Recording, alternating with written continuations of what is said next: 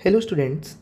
तो हमारे पास क्वेश्चन है, a backyard is in the shape of a triangle A B C with right angle at B, A B is equal to 7 metre, B C equal to 15 metre, a circular pit was dug inside it such that it touches the walls A C, B C and A B at P, Q and R respectively, such that A P is equal to X metre.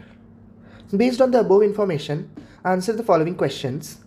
First, find the length of AR in terms of x.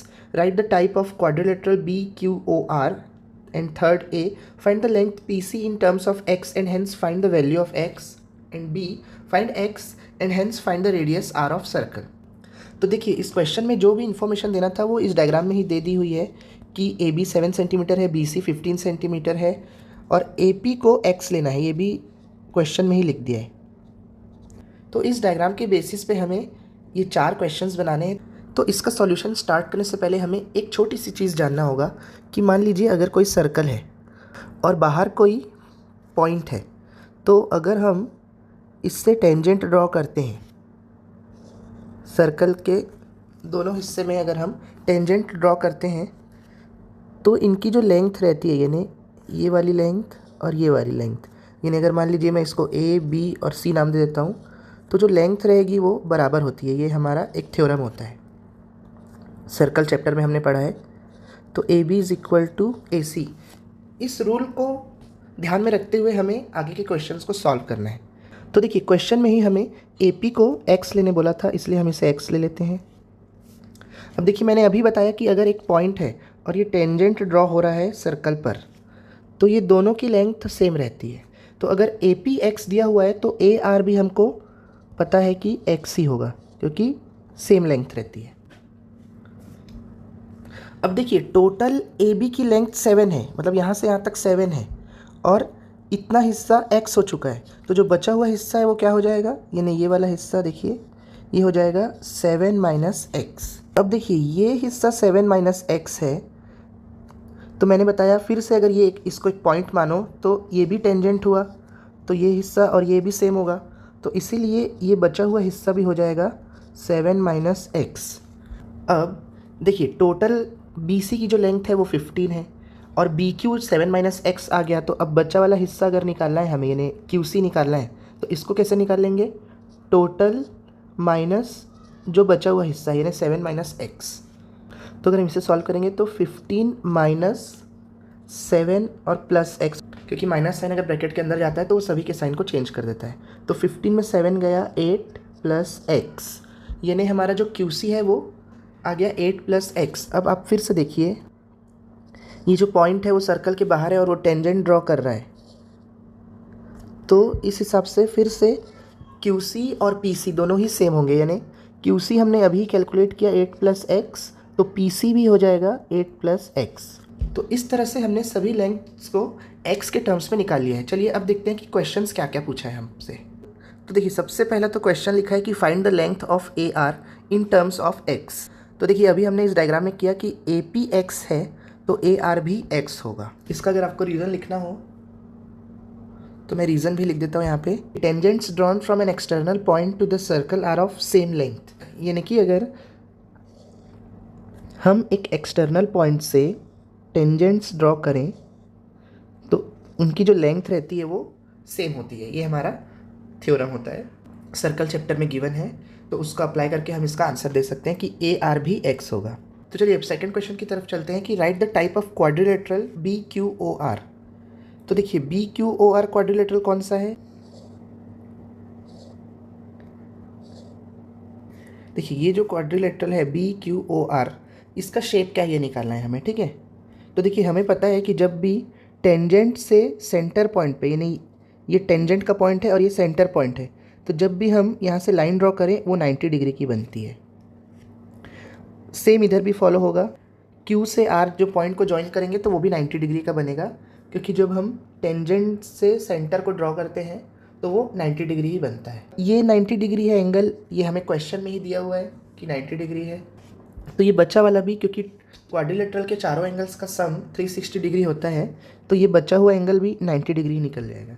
इसका मतलब ये चारों 90 degree है, इतना तो confirm है. और अब देखिए, आर ओ जो है और ओ क्यू, ये दोनों बराबर है, क्योंकि ये दोनों ही रेडियस है, आप देख भी सकते हैं, क्योंकि ये सेंटर से सर्कल को छू रहे हैं, तो ये दोनों पॉइंट्स रेडियस हो गए।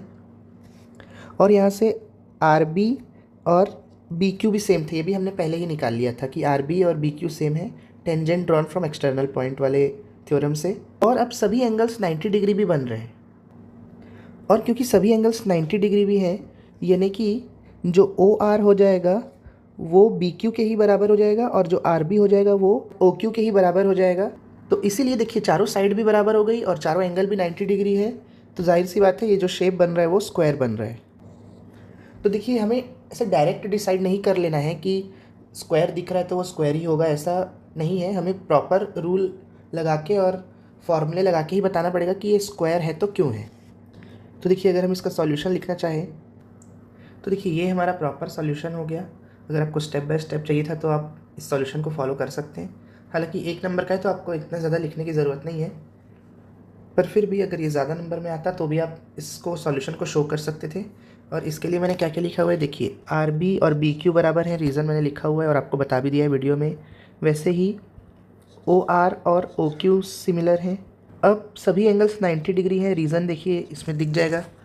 अब देखिए सभी एंगल्स 90 डिग्री है तो हम जानते हैं कि ये एक रेक्टेंगल शेप बन रहा है, और रेक्टेंगल शेप में होता है कि आमने सामने की साइड्स बराबर होती है, तो इसलिए ओ आर जो है वो बी क्यू के बराबर हो जाएगा और ओ क्यू जो है वो आर बी के बराबर हो जाएगा।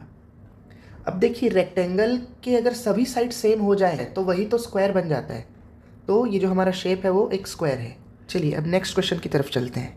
तो चलिए अब नेक्स्ट मैंने दोनों क्वेश्चन को साथ में ले लिया है क्योंकि ये दोनों के आंसर एक साथ ही निकल जाएंगे। तो थर्ड के फर्स्ट पे पूछा है कि find the length P C in terms of X and hence find the value of X, और नेक्स्ट है find X and hence find the radius of circle. मतलब एक्स तो दोनों में निकालना ही है, और फिर एक में पी सी निकालने बोल दिया है और एक में रेडियस निकालने बोल दिया है। तो चलिए सबसे पहले हम एक्स निकाल लेते हैं, उसके बाद हम ए और बी दोनों को सॉल्व कर लेंगे। तो एक्स निकालने के लिए हम सबसे पहले ये एक छोटा सा ट्राइंगल बना लेते हैं। देखिए राइट एंगल ट्राइंगल जो कि है ए बी और सी। हमारे क्वेश्चन के हिसाब से ए बी 7 दिया हुआ है और बी सी 15 दे दिया हुआ है। तो सिंपल पाइथागोरस थ्योरम यूज़ करके हम ए सी की लेंथ निकाल लेते हैं। तो पाइथागोरस थ्योरम होता है एच स्क्वायर एंड हाइपोटेन्यूज का square is equal to perpendicular का स्क्वायर प्लस बेस का स्क्वायर। तो हाइपोटेन्यूज की वैल्यू आ जाएगी under root P square plus B square. तो देखिए हमारा हाइपोटेन्यूज जो है वो है ए सी, और परपेंडिकुलर की वैल्यू दी हुई है 7 का स्क्वायर, और बेस की वैल्यू है 15 उसका स्क्वायर, 49 प्लस 225 अंडर रूट में। 49 और 225 को प्लस करेंगे तो वैल्यू आ जाएगी 274 अंडर रूट में। अब देखिए अंडर रूट 274 को कैसे कैलकुलेट करेंगे। अब देखिए हमें अंडर रूट 274 की वैल्यू निकालना है। तो एक तो होता है डिवीजन मेथड, जिसमें हम जो हमने 8th में पढ़ी है और उससे डिवाइड करते हुए निकालते हैं। ये मेथड थोड़ी सी लंबी रहती है, तो हम एक अप्रॉक्सीमेट मेथड यूज़ कर लेते हैं कि अप्रॉक्सीमेटली कैसे निकालेंगे। तो देखिए अप्रॉक्सीमेट निकालने के लिए अंडर रूट 274 से एक थोड़ा ज़्यादा और थोड़े कम वाली जो परफेक्ट स्क्वायर्स हैं उनको ले लेते हैं। जैसे मैं क्या बोलना चाह रहा हूँ देखिए, जैसे अंडर रूट 289 की हमें वैल्यू पता रहती है 17, और अंडर रूट 256 की वैल्यूज़ भी हमें पता है 16। अब जो अंडर रूट 274 है ये इन दोनों के ही बीच में कहीं पे आएगा। मैं चलिए मिड वैल्यू लेके 16.5 ले लेता हूँ। देखिए अगर डेसिमल के बाद 1-2 डिजिट का अंतर आ रहा है तो आंसर को गलत नहीं माना जाएगा, बिल्कुल वो सही ही होगा, इसलिए घबराने की ज़रूरत नहीं है। और अगर आपको एकदम एक्यूरेट आंसर निकालना ही है अंडर रूट 274 का, तो मैं उसको किसी और वीडियो में समझा दूंगा कि हम अगर कोई नंबर परफेक्ट स्क्वायर ना हो तो उसका अंडर रूट कैसे निकालते हैं। पर अभी के लिए हम अंडर रूट 274 को 16.5 मान के चलते हैं। तो देखिए हमारा ए सी जो निकल गया वो निकल गया 16.5।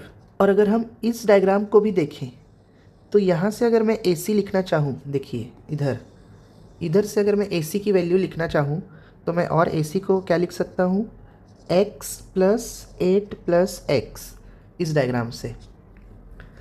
अब दोनों ही ए सी की वैल्यूज़ हैं, तो दोनों ही ए सी की वैल्यू है तो मैं दोनों को इक्वेट कर सकता हूँ, दोनों इक्वेशंस को। तो 16.5 equal to X plus 8 plus X, इधर से आ जाएगा 16.5 is equal to 2x plus 8। और अगर मैं 8 को लेफ्ट हैंड साइड ले जाके माइनस कर दूं तो 16.5 माइनस 8 आ जाएगा 8.5 इक्वल टू 2x। और अगर 8.5 तो x, और अगर मैं डिवाइड करूँ तो फाइनली मेरे को x की वैल्यू मिल जाएगी 4.25 मीटर। हमने x निकाल लिया 4.25, जो कि हमारे इन दोनों ही क्वेश्चन में पूछा था, थर्ड के पार्ट ए और पार्ट बी दोनों क्वेश्चन में पूछा था। अब थर्ड के ए में एक चीज़ और निकालने बोला है, length of PC in terms of x। अब PC निकालो इन टर्म्स ऑफ x। तो देखिए x के टर्म में PC तो हमारे डायग्राम में ही लिखा हुआ है 8 + x। और चलिए अगर PC की वैल्यू भी पूछता तो भी वो आ जाती, मतलब 12.25। हालांकि हमें सिर्फ ये लिखना था आंसर में, आगे सॉल्व करने की ज़रूरत नहीं थी। और लिखा है x भी फाइंड आउट करो, तो x तो हमने फाइंड आउट कर लिया भैया 4.25 मीटर। थर्ड के बी में भी पहला क्वेश्चन वही था कि x निकालो, तो x तो हमने निकाल लिया है 4.25 मीटर। और लिखा है कि रेडियस फाइंड आउट करिए, रेडियस ऑफ सर्कल। तो रेडियस ऑफ सर्कल आप देख सकते हैं, जो OQ है वो भी रेडियस है, तो OQ और RB बराबर हैं, और RB हमने निकाल लिया था देखिए 7 - x, तो हमारी रेडियस भी क्या आ गई यहाँ से 7 - x, और 7 - 4.25, तो रेडियस निकल जाएगी 2.75 मीटर। देखिए क्वेश्चन थोड़ा सा लेंदी था, इसलिए इसका सॉल्यूशन लंबा हुआ है, पर अगर आपको वीडियो समझ में आया हो और अच्छा लगा हो तो वीडियो को लाइक और चैनल को सब्सक्राइब ज़रूर करें। Thank you.